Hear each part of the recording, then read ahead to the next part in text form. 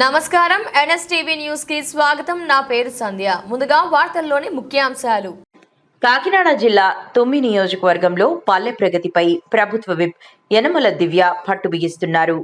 తుని నియోజకవర్గంలో తిష్టవేసిన ప్రధాన సమస్యల పరిష్కారం కోసం అలుపెరగని కృషి చేస్తున్న ఆమె అసెంబ్లీ సాక్షిగా ప్రభుత్వ దృష్టికి తీసుకొస్తున్నారు.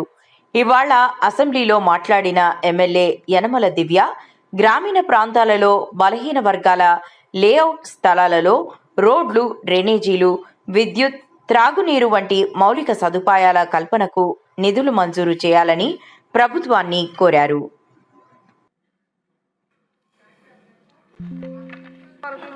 మా తుని నియోజకవర్గంలో కూడా సుమారు చాలా హౌసింగ్ లేఅవుట్స్ ఉన్నాయి అధ్యక్ష. అలాగే బేసిక్ ఫెసిలిటీస్ తోటి ప్రజలు కూడా చాలా ఇబ్బంది పడుతున్నారు అధ్యక్ష. కరెంట్ కానీ, రోడ్స్ కానీ, అలాగే మంచినీరు కూడా లేదు అధ్యక్ష వాళ్ళకి. మా కోటనందూరు మండలంలో అల్లిపూడి, అప్పలరాజుపేట, బొద్దవరం, బిళ్ళనందూరు, అలాగే తొండంగి మండలం వచ్చేసి ఏ కొత్తపల్లి, తొండంగి, దానవాయిపేట, పైడికొండ అధ్యక్ష.